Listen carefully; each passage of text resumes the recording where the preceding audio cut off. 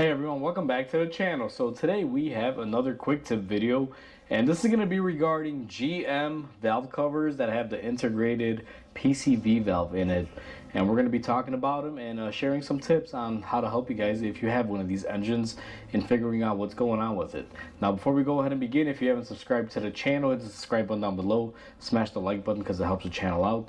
With that said, let's go ahead and get started on today's video. So on our bench, we have a valve cover that came out of a Buick that has the 1.4 liter turbocharged 4-cylinder Ecotec motor. Now this valve cover, or this design I should say, is used I believe on almost every Ecotec 4-cylinder engine that has, this plastic valve cover. And they all have a similar design with the PCV valve. Now the reason why a lot of these valve covers are winding up in the landfill or being recycled is because GM decided to do something, I guess you can say, idiotic for cost of not producing another part. And what they did was they decided to integrate this PCV, or at least that's what I call it. This is a diaphragm valve that's in here. And Volkswagen uses a similar design of this, and it's very, very common for those to fail as well. What typically happens on these is the little diaphragm in there, or the little piece of rubber, will tend to break or tear over time, and it winds up sucking in extra air through this little port right here, causes a P0171 or some sort of lean code or misfire that happens to the engine, and you wind up having to take it in. Now, one telltale sign is that if this was installed on the vehicle and the vehicle was on right now, what you would do is put your thumb up to this little insert here, this little square cutout, and you would hear like a kind of a noise, like, kind of like sucking on a straw and then you're plugging it up. You would basically hear that kind of a slurping kind of a sound. I try to imitate it there, so don't laugh at me, people. That was my slurp, the something like that. If that doesn't really give you a telltale sign, what you can do is also come here with the engine running and spray some brake cleaner around this area, and you should normally see a dramatic either RPM change or a stall on your engine where it'll flutter and your engine will kind of, tell you it's not happy because something extra is being introduced, and that is because it's going in through here. Very, very common issue. One usually big sign is you notice how this is kind of oily and wet here. That's usually signs of oil getting out and, wetness being here for that reason. As everyone can see, I'm going to clean my finger. See, it's clean, but, dirty. But I'm going to wipe it here. You see all of that oil residue there, everyone? That's because little droplets of oil will come out of here with the blow-by and just kind of fall down and build up or get all over your coil pack that normally sits up here. I've even seen these to the point where they get so bad that they foul out one of the spark plugs in there in the boot, and oil builds up and it causes a misfire due to a spark plug coil issue. And then this is the cake on top, or the cherry on top, I should say.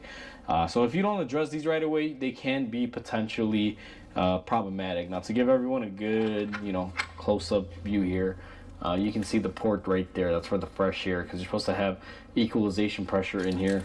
And on the back side, clearly you're not going to be able to see much of anything there. It's a pretty closed-off system. It's all integrated into here. But the main part that you'll see is this portion right here, where the diaphragm and the spring sit, basically. So other than that, that's kind of what I wanted to share with everyone today. If you have one of these engines and you have a P0171, remove your little fancy cover. Look here to see if there's oil everywhere.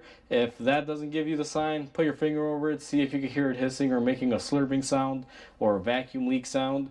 And if you can't figure it out that way, take some brake cleaner and spray it here and see if your idle surges. If that is the case, then you need a new PCV valve or diaphragm, which in turn is a whole new valve cover. Now, a lot of companies make these. I use the aftermarket one on the replacement of this just because of customer budgeting. But between the aftermarket and the original one, it's only like a $30-$40 difference. Usually I try to go OEM. In the video where I recorded me replacing this, you will see we are using a Dorman, and that's just because there's a whole backstory to this car. I didn't really get into it too much in that video, but basically, if you're watching this video, it's going to come out right before that repair video. So if you are curious on why that customer wanted to cheap out on the valve cover? Well, simply, he took it to 2 or 3 other mechanics, he told me. They told him to replace oxygen sensors, this, that. And when they finally hit him up for a $2,000 catalytic converter, he decided to get another opinion. And honestly, it took me about 2 minutes to find this out and figure out that it was leaking from there. Now, if you're in a shop, you could also smoke test it, but for you doing that at home, if you don't have a smoke machine, obviously you're not going to be able to. So those other 3 methods work. But yeah, we replaced this, ran it through its paces, car's fine, running good. Doesn't need an oxygen sensor or catalytic converter or this or that all these other shops are recommending. I believe this car was recommended a MAP sensor, oxygen sensors, some other sensor like a coolant temperature sensor, which made no sense to me, and then catalytic converters and stuff like that. But all in all, it was just this valve cover, and I think the customer put a lot of money into it, and I think they've had a string of repairs on this car, so they just said, give me the cheapest valve cover, fix the car, make it run, I need to pass my emissions, and then I'm probably going to wind up dumping it. So we cheaped out. We went with the cheapy one. I don't do it very often, but if a customer requests it and they're aware, we go with it. So when you buy these, just get the AC Delco one, trust me. I can't say that the Dorman ones are good or bad. I haven't really used them. I think I've only used them twice in my whole career, and I don't have enough, usage with them. But I know the AC Delco ones are usually good, and they're all made probably in the same factory. But either way, that's it, guys. Just wanted to share that quick tip with everyone. If you have one of these Ecotech 2.0, 1.4, I believe even 1.8 or something, I'm not exactly sure.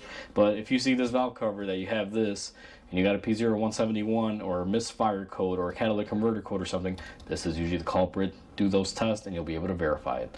So, like always, comment, like, and subscribe because it definitely helps the channel grow. I hope everyone has a wonderful day, and I'll catch you on the next video.